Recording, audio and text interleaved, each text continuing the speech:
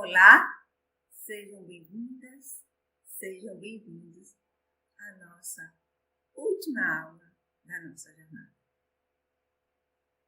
Meu nome é Cleia Olainula e sou professora biomédica e terapeuta há mais de 12 anos.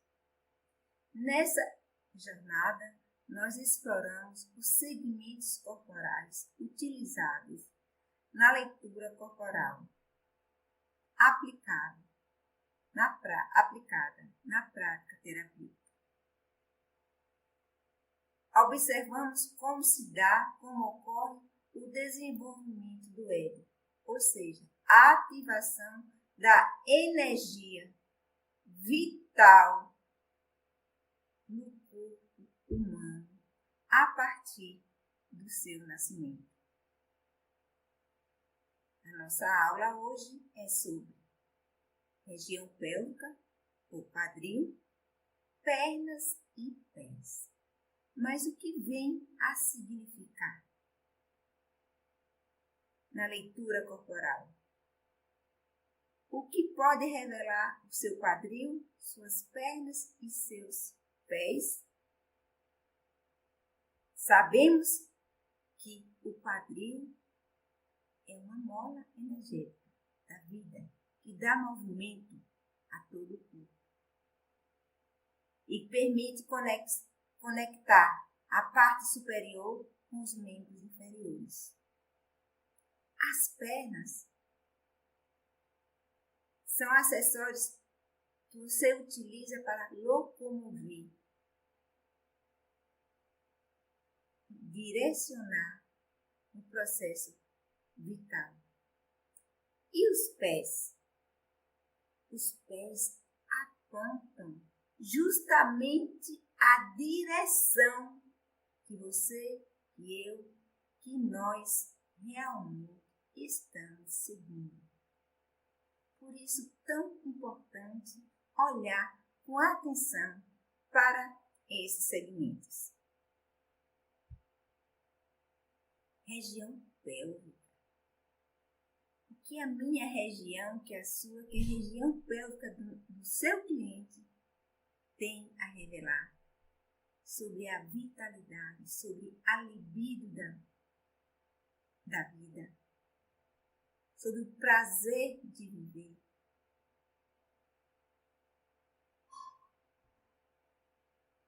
A região pélvica é o ponto de encontro. O ponto de encontro, de encaixe da região do tronco com os membros inferiores, pernas e pés. A região pélvica é avaliada na leitura corporal bioenergética devido ao seu papel como cavidade óssea da bacia que abrigam órgãos vitais como o quadril, baixo ventre, bexiga, intestino e órgãos de reprodução. Essa área é um ponto de encaixe entre as regiões superiores, como eu falei anteriormente, e os membros inferiores, ou seja, as pernas e os pés. O equilíbrio do peso corporal em relação às pernas e pés é coordenado pela região pélvica, tornando-a crucial para a postura e movimentos. O quadril, uma das articulações mais importantes do corpo humano, permite atividades como caminhar, correr, pular, conectando o tronco e as pernas. A energia vital da sexualidade e expressão por meio do centramento energético nessa região que envolve músculo, gordura, possibilitando que a manifestação do ego. Observe, quando o ego é ativado em determinado segmento, isso quer dizer que aquela energia está ganhando vida, está dando vida àquela região e automaticamente, simultaneamente, nas outras regiões. Como eu falei na parte que eu explorei os olhos. O ego perceptivo. Quando está a energia do ego está sendo ativada pelos olhos, a percepção, isso quer dizer que você está percebendo também pelos outros segmentos. Né? Pelo paladar, olfato, audição, tato, sensibilidade. É isso aí. É bonito, é fantástico entender o porquê das coisas. O que uma leitura corporal avalia esses segmentos? Muitas vezes utilizamos técnicas que avaliam esses segmentos, mas não sabemos o porquê. Aqui, nesta jornada, você teve a oportunidade de conhecer. Pernas e pés. Pernas e pés representam o quê? Os acessórios, a base do movimento e da autonomia de uma pessoa. Uma pessoa se movimenta em determinada direção. Se ela não sabe para onde ir, o que acontece? Essa base, essa autonomia, ou seja, tem uma fragilidade. Mas por quê? Lá nos primeiros 3 anos de idade, quando o ego estava dando vida ao corpo, e quando eu falo dando vida, energizando, ativando, eu estou falando também, está dando o quê? Habilidade, inteligência, vitalizando o caráter. É poético, é bonito, é gostoso aprender. Então, pernas, ela representa o quê? Os acessórios de locomoção que você utiliza nesta jornada da vida, no trilhar.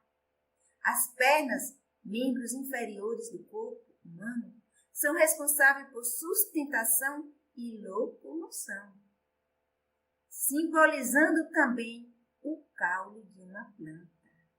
Pois é, aqui nessa metáfora utilizada, eu venho falar para vocês que as pernas representam o pai e a mãe de cada um, de cada ser humano. Se as pernas representam o pai e a mãe, e os pés? Falarei quando estiver abordando os pés, para a gente entender a importância da avaliação. Lembre-se, uma perna, mesmo que seja esquizoide, magrinha, ela bem trabalhada com exercício físico, ela é bonita. Uma perna também com características do traço de caráter do masoquismo ou da oralidade, trabalhada com exercício, também pode ser bonita. Então, o que acontece? Muitas vezes, durante uma avaliação, as pessoas confundem o belo com rigidez. Não é isso. Quando eu avalio um traço de rigidez, estou falando de proporcionalidade. Certo? Proporcionalidade. E muitas vezes nos limitamos e deixamos de fazer uma avaliação correta ali, uma pontuação correta durante uma leitura, devido a padrões estabelecidos pela vida, pelo sistema social. Então, as pernas, elas representam a atitude necessária para caminhar com equilíbrio pela vida, perpetuando, veja só, a espécie, a nossa espécie, em nossa jornada. As pernas, elas simbolizam a conexão entre nossa mente, autoconhecimento, bem como a sobrevivência.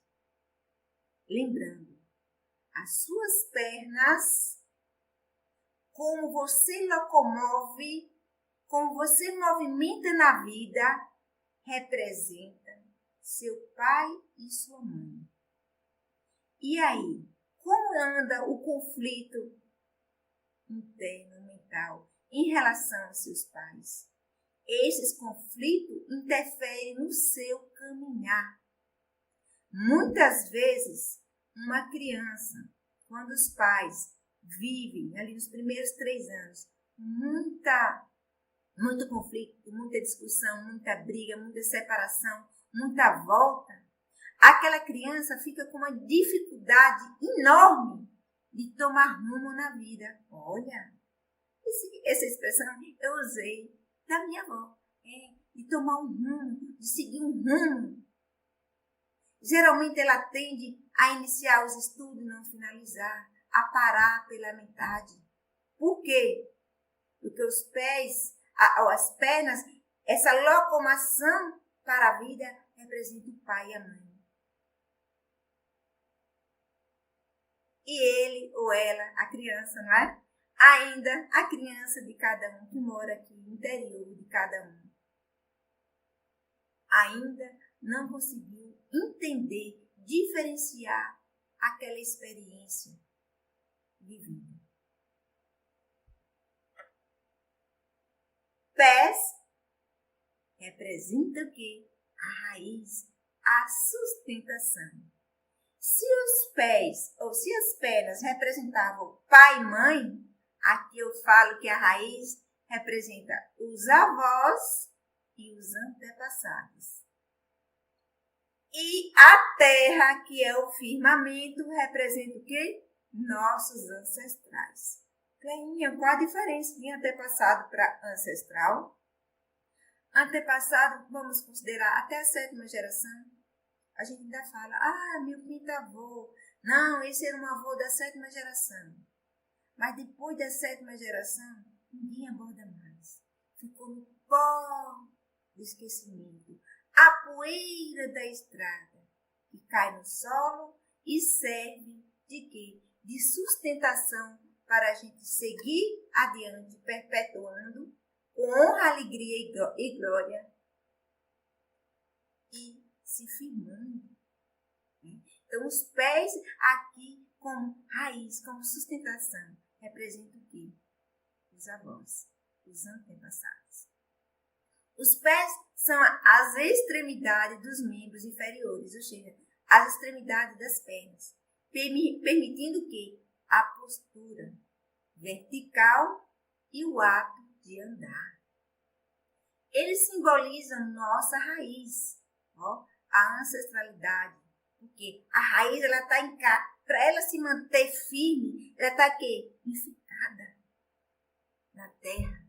E quem dá essa sustentação é a ancestralidade.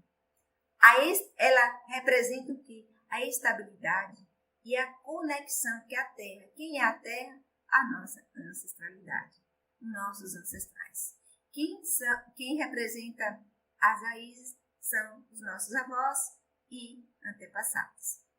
Então, a firmeza e a força de uma pessoa na vida estão associados ao enraizamento representado pelos pés.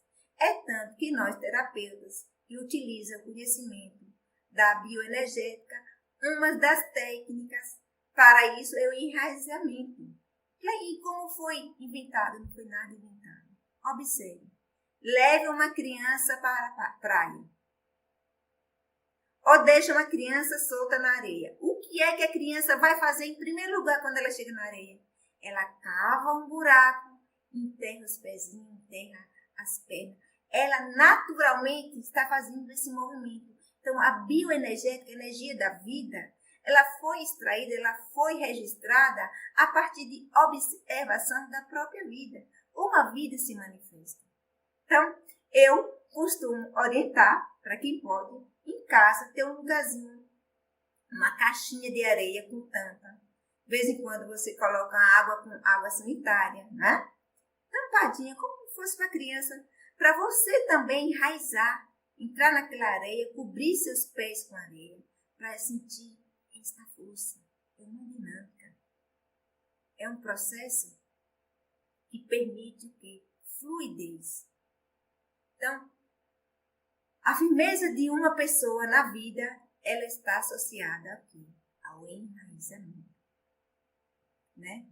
Representado pelos pés, quando os pés se posicionam no chão. E isso deve ser considerado na leitura corporal.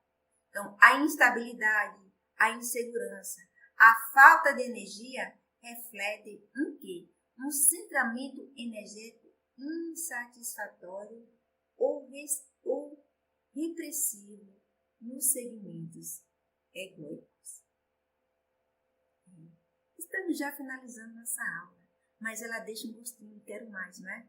De aprender mais sobre a bioenergética, de aprender mais a trabalhar e utilizar melhor a leitura corporal no quê? Na prática, no processo terapêutico. Conclusão. Então, o que nós aprendemos? Aprendemos como o ego vai despertando a inteligência corporal. Ela vai dando vida. Quando a criança nasce, ela não nasce enxergando e diferenciando cores e nem movimentos. Não. A visão dela vai se adaptando ao meio e, consequentemente, o ego vai o quê? Ativando esse eu perceptivo. E é de forma geral, utilizando o segmento e automaticamente se estendendo para todo o corpo. Então, o desenvolvimento do ego humano envolve o quê? A ativação energética dos segmentos corporais, conferindo-lhes vida e habilidades, né? A habilidade de diferenciar, de perceber, de conectar, de associar. Tudo isso devemos o quê? Ao desenvolvimento do ego. Então, as bases energéticas para a vida adulta são ativadas nos primeiros anos, tornando o cuidado amoroso nesse período fundamental. Se ocorre algum sintoma na fase adulta, a gente deve olhar ali aquela primeira fase. Para quê? Para possibilitar o entendimento do nosso cliente. Porque sem entendimento, na prática terapêutica, não há aceitação. Sem aceitação, não há gratidão. Sem gratidão, não há alegria. Sem alegria, não há fluidez, não há expansividade. Não há manifestação da vida por completo. A ativação dos 5 aspectos do ego, nesses primeiros anos, molda a confiança, relações, defesa, expressão e vitalidade da pessoa. A leitura corporal é um método relevante na prática terapêutica, permitindo que interpretar as mensagens que o corpo revela, nuances, sensações e padrões de comportamento. A atenção e responsabilidade na análise das mensagens corporais são essenciais para compreender as complexidades do indivíduo. E assim, finalizamos a nossa jornada. É claro que se você chegou até aqui, eu convido você para assistir à aula seguinte. Aqui pelo link, você tem acesso a 5, a 6 aulas. Não pare por aqui, porque vem novidades, tem bônus por aí. Tá? Então, o que nós aprendemos, para resumir, durante essa jornada, é que se a energia do ego estiver com pouca fluidez, a pessoa verá, perceberá o mundo através de um filtro de medo e insegurança, que por sua vez leva ao medo de qualquer mudança, mas também a um sentimento de incapacidade, de não pertencimento e ou alguns sentimentos de insatisfação. Aqui nós percebemos também que o ego ele vai ativando, utilizando os 7 segmentos corporais abordados por Reich, né? Referenciado por Reich, como fala aí no Brasil. E depois enfatizado, considerado também pelo Loewen, né? Então, o que acontece?